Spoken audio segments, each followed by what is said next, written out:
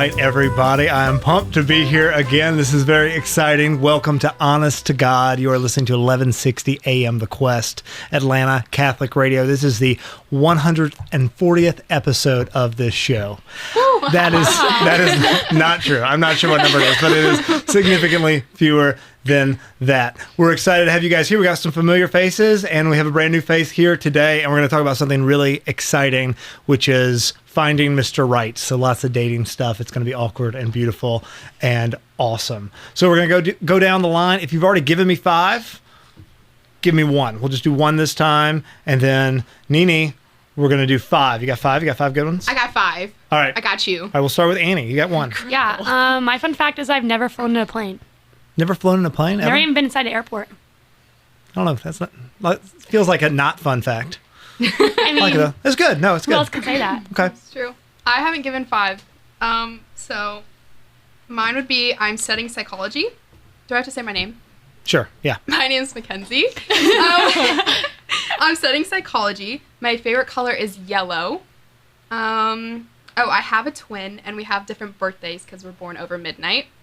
And I did swimming competitively growing up. That's awesome. Is it a male or female twin? Male. So not identical. No. That's right. I've paid, I've had paid many people attention. ask us if we're identical. After you found out that he was a dude? Yeah. No, Cool. they're identical. Okay. Awesome. And you've been here. Madeline, you're a I pro. have. You've been in here. I think you've been on more than everybody else. Of the 140 episodes we've done, I think know. you've been on It's like actually- 136. Even though I've been on so many, it's still an honor to be back every single time. It is an honor to have Yeah. you, Madeline. What's your fact? My fun fact is, I promise I just had it. No, this is great. This is good. I have never dyed my hair. Never dyed your hair? No. Okay, and also that, just so everybody knows, our show today is brought to you by, what brand water bottle is that? Kroger. Purified drinking water. Kroger brand water bottles. Because sometimes, if you don't drink water, you'll die. So have Kroger Only brand. sometimes. Nothing special, but it'll keep you hydrated. I like that. All right, awesome. And then Nini. So, hi, I'm Nini. So I'm 100% Vietnamese. I love food. I'm a big food person. I am 27 years old. I would not have guessed. Oh my Yes, gosh. surprise! I love football. I'm actually a manager at a hair salon, so if you want to get your hair done, let me know. Oh. I'll let you know, yeah. And, yeah, let me know. We do beard trimmings too and Do you everything. really? We do. That's killer, okay. I got you. And actually, I was part of the first brainstorming for the radio show. So that's how I know about this. That's awesome. Well, Yeah. welcome back. This is the first time Thanks. I've met you, and I came on, I guess, second or third brainstorming session. Yeah, so. I came on for the first, and then I got promoted at work and everything. So finally, I got an off day to come join everybody. So I'm super happy to be here. Awesome. Well, I'm glad you're here. I am John Henry. We got producer Ben, rockin' being producer Ben over there. And you can't see her, but Grace Givens just Grace is over there. No last names over there on show notes. So, all right. So today, it's a fun topic today, right? We're going to talk about finding Mr. Right, something that I know a ton about. Because you are As Mr. Mr. Right. Right. Yeah, thank you. Yeah, that was good. Thank you, Annie. Of course. But no, it is exciting. It's a fun topic, and I asked you guys to do a homework assignment that I assigned my 16-year-olds when I've taught theology of the body in the past, and we're not going to have time to do all 10, but just so anybody listening or watching knows, what I asked was for them to list 10 non-physical, that's really important, Madeline, non-physical attributes. Okay, it's kind of funny. It's almost like you read my mind because I was like, I wonder if one of my things was like technically a physical one, but it technically Madeline? wasn't. I saw your 10. It was literally just Father Mike Schmidt described. I think that was my Listen, Him. I'm sorry. I'm a big fan. Y'all know about my apostolate, right? No. Hashtag more hot priests. Oh. Where what we're trying to do is not worry so much about getting like good solid guys to be priests, just Yeah. really good looking guys. That'd to be- bring more people to the Catholic Church for it's sure. it's a terrible idea, but I feel like it could really take off. Hey, Father Mike, if you're watching this out here, just come join us. Seriously. Honestly, I would love to make you the face of my non-existent hypothetical apostolate, Father Mike. Hashtag more hot priests. Make sure that you tag Father Mike Schmidt. Please don't do that. Don't. All right. So don't give us 10. Let's do attributes, 10 non-physical attributes that you find attractive in a man. And then in a little bit, we'll do 10 non-physical attributes that you find unattractive. But right now, just give us 3. We'll go down the line, Ooh. starting with Annie. It's got to be like a good 3. Not just your first 3, your Good best 3. Okay. I would say, I have them written down. So, a good relationship with their family, detached from technology, and chivalrous. Awesome. We're going to dig through all of these, but we're lightning round right now. Mackenzie, Okay, you I would can't do the same 3. You can't do any repeats. I would say someone who has a desire for growth, is respectful not just of me but of everyone else around, and then a desire to be provider and protector. If a guy is a jerk to waiters and waitresses, he's a terrible No, person. that's a red flag. 100%. That's a red flag. All right, that's awesome. Madeline. Okay, can stand their ground, like will not do just because, or if told to. Well, I did respects his mom, and then is always there and doesn't run away when it gets hard.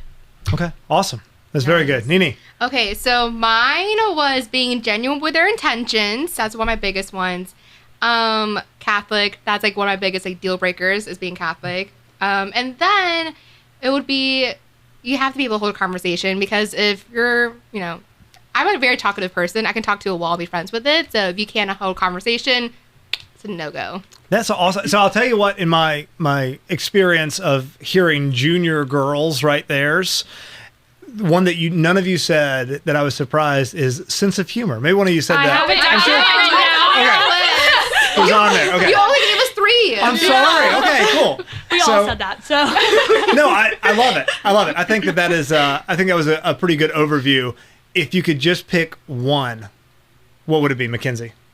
It doesn't have to be those 3. One of anything you wrote down. What would it be? Oh goodness, I guess chivalry. Chivalry. And what is that? What does chivalry look like in 2022? I mean, honestly, what it has in the past, I would say, like just opening doors for you, and yeah, just I don't think that chivalry itself has much changed, but I think it's just the opinion that everyone has put on it, Okay. like of other people's opinions that has changed it. Sure. Y'all have thoughts on that?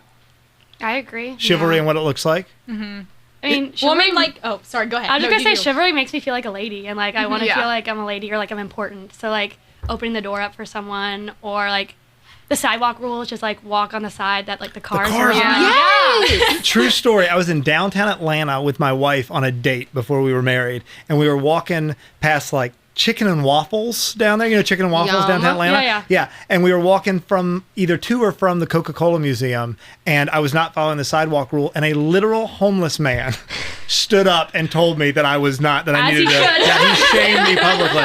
It was good, and I have done it ever since. Okay, that's awesome. All right, what's a non-negotiable, Nini? Being Catholic. I mean, Being Catholic, awesome. not even just being Catholic. I think like just either like being religious, and then even then like if you are not like religious, respecting that I have like beliefs and everything. Sure. I think that's my biggest thing. It's just like being respectful of religion. Really, if you're Catholic, that's just like bonus points right there. So here's my maybe not popular opinion. I think first dates should basically be, let's lay out all the big uncomfortable stuff right now and make sure we're on the same page morally and religiously, hopefully, and all of that, right? And what are your goals? Do you want to get married ever? Do you want to have kids ever? Are you going to be open to life ever?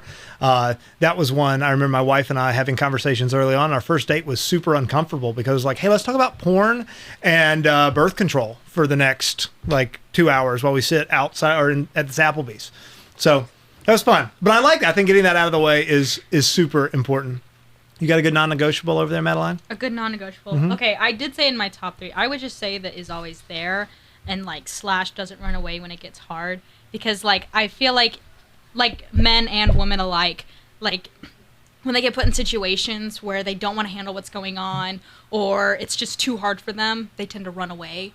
And like I just want somebody who'd be willing to stick it out and like not run away. So or like leave. Or just like even like leave the room.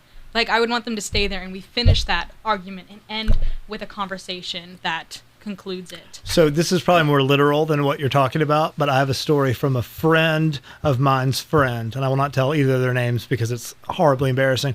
When my friend's friend was dating his wife, they were walking in the woods, and one of their friends had snuck through the woods to jump out in front and scare them. And they did. And my friend's friend shoved his then girlfriend to the ground and ran in the opposite direction. Fight or flight, and he chose to fight. Yeah. I Did they think. get married? Oh my gracious. Yeah, they're married. They've got kids and stuff. Yeah. Yeah. There's exceptions. So I guess. yeah, no.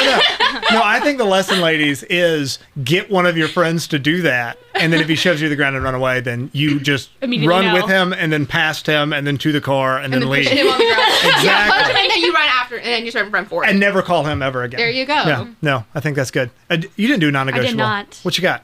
I would say holy, like growing in their faith, always pursuing their faith and putting it first.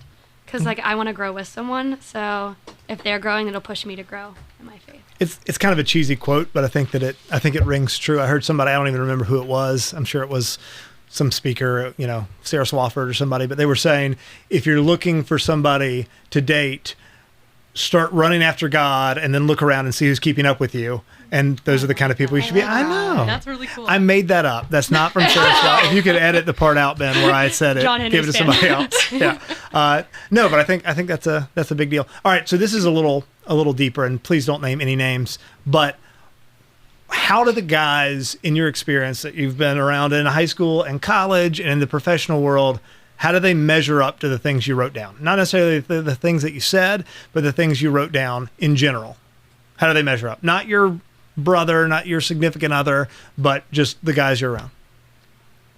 Anybody? Nene. Well, I love how you. I could tell. Oh my gosh. Okay, actually, it was one of the guys I dated. I went through a really weird transition in my life and everything, and I was really I actually I came back to the church. I started volunteering with Life Teen and everything, my home parish, and it was actually one of the guys that is now one of my good friends. He kind of showed me what it was to be courted, what it was to be genuinely pursued and everything. And it kind of got me back into wow, there are some really good holy men out there. Mm-hmm. And he really did check off all the lists that I had in a spouse, except for one was just fighting over I think just my culture and everything, because Vietnamese culture, we're very big on respecting families and stuff like that. And with his culture, it was more of well, I can do what I want. So we argued on that. So in the end, we ended up breaking up, but we're still really good friends. But he really did show me what it was for a man to pursue a woman, even in friendships and relationships too. Yeah, I think a lot of girls, at least that I've had conversations with, don't realize that there's people out there who are actually capable of doing that. I mean, I really do think in my heart of hearts that all boys I have a 10-year-old son, right? So from my 10-year-old son up to an 80-year-old man, they want to be the man that you want them to be, right? Mm-hmm. They want to metaphorically or literally, if they could, right, slay dragons and protect princesses and, have and love and die to themselves for somebody else. But I think our culture feeds our men so many lies about everything. They pervert so many things. So instead of pursuing some woman you can give yourself to and spend the rest of your life with, they're going to form this pornography addiction. Or instead of actually doing courageous things and being brave and being a man, they're going to get super into Marvel movies or Star Wars and watching other people do those things without doing them themselves, right? And I don't know, that scares me a little bit. And I've absolutely been guilty of that in my own life. What do you think, Mackenzie? Guys in your life, just in general. I don't know. I feel like coming to school and then having a group of really good guy friends have honestly raised my standards a little bit, because I don't know, they'll just stand out, if it's late at night and I have to go put my bag, or any of us have to go put our bags in the car, they're standing outside. And it's oh no, you can go in and do whatever. And he's no, I have, you're still outside. So a lot of things that I haven't seen, I guess, in our culture, just whatever, I've seen in them. And so they've definitely raised my standards. So when you say they raised your standards, what were your standards before? What were you experiencing that you're saying your standards were low because you felt like you had to settle? Yeah, well, not really, but I guess it was more of I don't know, they had... That's a hard question. I would say maybe just the fact that they had qualities that I really hadn't considered before. That I was oh, that's actually kind of important and I would value in a relationship. I talk to a lot of young men about the women in their lives, and something that comes up again and again, and I don't know what it's like on the flip side of this coin, but is guys saying, oh, I finally met this person, or I'm with this friend group, or I know these girls now who respect themselves. And as a result, like you're saying, it raises my standards a little bit, where all of a sudden the girl who's, dressed in this string bikini on the beach, or taking pictures she shouldn't be taking and posting them online, or, Snapchatting, whatever it is she's Snapchatting, that I'm starting to realize that might be thrilling in some way, but it's not beauty. It's not something I'm actually legitimately attracted to. And I'm curious about what the flip side of that is with girls. You got into that a little bit, but anybody want to speak more to that? Yeah, I will say, I was actually thinking about it while Mackenzie was talking. I thought about how I saw guys. It really changed when I came to college. Actually, everything changed when I came to college. But growing up, I didn't have any friends in the faith. I didn't know any guys that were that I had friends in the faith as well. So a lot of people just kind of did everything that they wanted to. There wasn't any morals behind it. What does that mean, everything that they wanted to? Well, they would go have sex with each other. They would go out drinking. They would smoke and vape, and they would just I assume you mean they didn't have sex with one another. Other girls. No.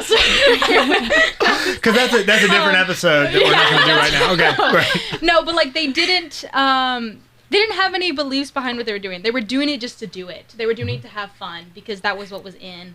And then, so for me personally, I never pursued anyone during that time because I just didn't want to. I didn't want that. I knew I didn't, but I didn't know what I wanted yet.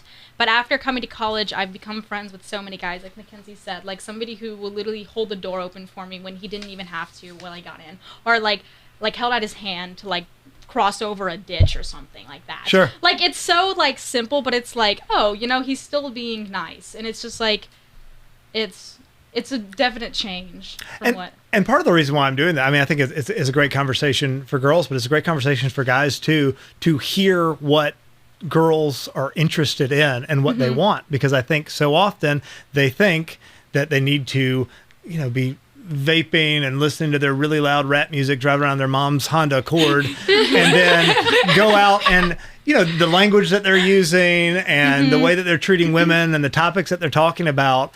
And I think that they feel like they have to do that because that's what the culture is saying to them. And then, and you can correct me if I'm wrong, but it seems like girls feel like, well, I have to settle for that because all of y'all suck. You're all so terrible. And so I'm going to find somebody who's less terrible. And maybe he's got this horrible addiction, or maybe he's got all these bad problems, but at least he's not as bad as so-and-so. At least he's not actually cheating on girls. Instead, he's just kind of, sending some text messages that are nasty or whatever, or just getting into some stuff on the computer that he shouldn't be doing. I don't know. Is that fair? Yeah. No. I've never been a girl, so I don't. All right. No, that's interesting to me. I do want to talk, and it's going to be uncomfortable, but I do want to talk about porn. I hate to bring porn up, but I think it's super necessary in this discussion. And I'm curious, I think, Annie, you mentioned that you wrote that down on your list somewhere. Yeah, of the unattractive qualities. So I think everybody here, yeah, right. Unattractive quality. Crippling porn addiction was not an attractive quality. But I think we would all be in agreement on that. But can you verbalize why? Because I think it's important to say it out loud. Why that is such an unattractive quality. I guess being raised in the faith, it was just always unattractive. But then the more you think about it, it's just gross to me. It's objectifying of people, and I don't know. I don't know how to put it into words exactly, but Madeline does. Madeline probably has better words than I do. Yeah. So one the way I see it is when somebody watches porn, it's because they're not satisfied with everything around me. So if I'm dating somebody or married to somebody who's watching porn, it's am I not enough for you? Yeah. Or it's Right. and you're putting all of your effort to look this up and watch it, and it's I'm sitting right here. Yeah. Not that you want to look that way at me, but it's just our relationship. Is that not enough to satisfy you? Well, I think it's something that's super emasculating for a person to do, right? Because, like we said earlier, it's taking sex, which the church loves sex. I know that's weird to say out loud, but it's true. I have a whole list of awkward saints quotes on sex, and once again, it's beautiful and it's good and it should be an awkward thing. But the fact that when Saint John Paul II is saying it's awesome, you should do it all the time. You should get married and just it's the best. And actually, you should try to be good at it. It's kind of sinful if you don't. It's that's an uncomfortable thing for me to be hearing from you, Mr. Pope man. But it's this taking this beautiful good thing and totally upending it and taking only taking it and perverting it, not just in the sexual sense, but in the like turning its nature backwards, right? And then using it in a very selfish way, the exact opposite way that it was meant to be used. Also, I want to say something else on that. I knew somebody who had gotten addicted to it, and it's just like you can tell that it was like their mind was deteriorating because they had to rely on that. That's all they wanted, and it caused them to do actions that were like not very good and like, but they weren't thinking, they just did it because they needed it. Right, yes, addiction, right? So if there is a guy out there who's listening to this right now, I mean, you look at the stats, something like 98% of all men are struggling with or have struggled with pornography at some point in their life, right? I mean, it's a ridiculous percentage. I think the average age of first exposure is 8 years old or something like that, right? I mean, talk about a tragedy. If somebody out here is listening thinking, oh my goodness, I struggle with this, or I've struggled with this in the past, I'm broken and I'm ruined and I'm dirty and I'm never going to be like the man that somebody needs to be. Do you have anything to say to that? And none of these questions were prepped, by the way. If you're watching, like they had no idea I was going to ask this, and I'm curious, but I am curious about your responses. I was just say I think that's so false. Like it shows so much character to grow and to like overcome an addiction like that. I think it's admirable and like it's attractive to like come back from that. So I don't think it's like it makes you broken. I think it makes you like more of a man if you can come back from that. Yeah, I think the active struggle against an addiction that is so pervasive. Yeah, I think that there's something that's admirable to that. It's also like sorry. No, please. I think it's also like showing like vulnerability with that too. Like if you're able to like, be like vulnerable and open about it, that shows that you do want to grow from it. I think that me personally as like 27-year-old single person, LOL. I like someone who can be like open and vulnerable with me. Like yes, like share, like open your heart, share your struggles. Like let me help you carry the cross and everything. I think that's my biggest thing. No, that's awesome. That's great to hear. Anything else on that? I was gonna say the same thing as what Annie was saying, and then also with that, I would say, well, I did have a point. I'm sorry. And it was a great one. No, it was not you. It was there before I started speaking. I will say it if it comes back to me.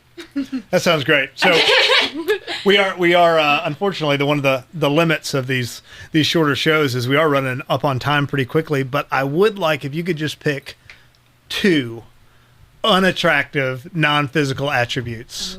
I would love to go down the line and hear what everybody has to say. And you seem like you're super ready, Annie. So I'm gonna start with Nini on the other side, who's scrambling with her phone right now. Me? Yeah, okay. Yeah.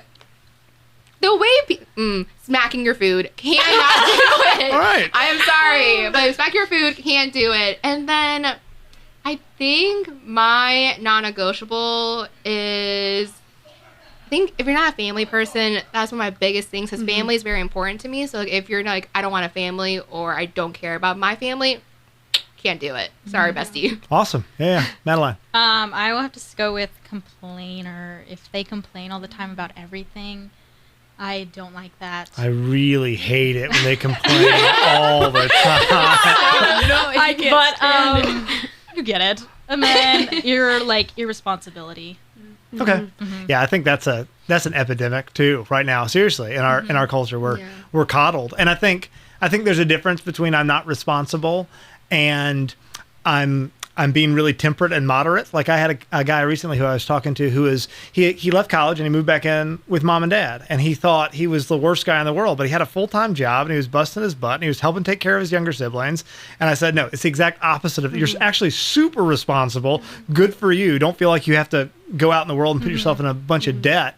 But people who have I think responsibility and ambition often get confused in our brains in a way. That's awesome.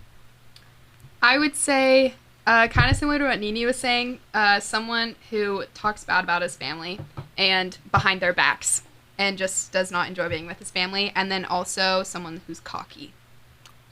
What's the difference between cocky and confidence, though? Because would you like a guy who's confident? Yeah. Okay, so what's the distinction? So I guess it's confident would be someone who's content with where he is and like he doesn't, I don't know, like he knows his worth. Cocky would be like over the top and he has to be the best at everything. And I was actually talking to my future brother-in-law. He was talking about cocky, and he was saying that when someone's cocky, they have a feeling that they need to, like, make up for something. Sure. So, I like that. yeah. Is future brother-in-law the brother of the guy you're engaged to, or is that the brother of a girl who your brother's of my engaged sister. to? No, well, my sister's fiance. Okay. Yeah. Cool. Awesome. Not the brother of my sister. Whenever you're ready. I said cussing. I think Okay. cussing's unattractive. And if you feel like you need to give a disclaimer about them if you're introducing them to your friends or family. Oh, what does that mean? Please give me like a real life example without using names. Like, You can make it up. No one will know. But it has to be true. like it doesn't I'm dating matter. Bill, okay? That's his name. We're going to go with Bill. And I'm talking to mom and dad. I'm like, yeah, Bill's going to come over. But, like, sometimes he, like, his language is really bad. So, like, just, like, excuse it. Or, like, or he's, like, really rude sometimes. Or I hear that. Okay. Yeah. If you give any kind of disclaimer like that, I feel like it's a no. Sure. All right. That's awesome, guys. Well, thank you so much. I wish that we had more time. I feel like this is another one of those that could go for hours and hours and hours. Before we end, we don't have any popsicle sticks today. I'm sorry. So instead, we're going to do most overrated Christmas movie. Go. Christmas Story. Most overrated? You don't think Yeah, it's that I good? didn't like it that much. It's on TBS. I Like know. 1,000, everybody. Okay. I think it was overhyped for me. I Okay. didn't watch it for the first time until last year. So, Well, that's your problem. Yeah. yeah, I didn't grow up with it. Mackenzie? I think maybe Home Alone. I enjoy Home Alone, but I do think it's a little overrated. Okay. All right. Please don't hate me for this, but The Grinch, the live action. I know. It's fine. Say that. I thought you were going to say Die Hard, and I was going to be upset. No, I would not do that. I would Most not say underrated that. Christmas movie. Of course. Mine will be Home Alone. You're doing Home Alone too? Yeah. Why? Why the Home Alone hate? I like the first one. My family, I watch it every year together, but I think I should have stopped at the first one. Macaulay Culkin is going to be on the show next week, and I'm going to Awkward. tell him that you said that. I like the first one though. And I Joe love Pesci. the first one. They're both going to the entire cast of Home Alone. I love the first one. Yeah. Just after that, should have just been done. I'm going to go with every single claymation Christmas movie. Yeah. My wife loves those. They freak me out. No. I've never Like done. Rudolph? Yeah, and I love Frosty Rudolph. and Yukon Cornelius. Yes. Yeah, I've never done psychedelic drugs, but I feel like I have every time we watch It's one so of those. good though. It's weird. It freaks me out, and I don't like it. It makes me like We viscerally have to watch uncomfortable. those like every year. We watched them. Yeah. I'm in shock. So, wait. We have show notes Grace who has to do hers too because she just chimed in. What is Oh, it? dear. Most underrated. You got it. Show notes Grace. Pop in. Come on in. It is also Christmas Story because I watched it with Annie. We were both like, All right. Show notes Grace is wrong and doesn't get to talk anymore. All right, that is all the time we have right now. Thank you guys so much for watching, and thank you guys for being here. This was awesome. Thank You are you. listening Thank to you. Honest to God on 1160 AM The Quest, Atlanta Catholic Radio. Over and out. Whoop, whoop.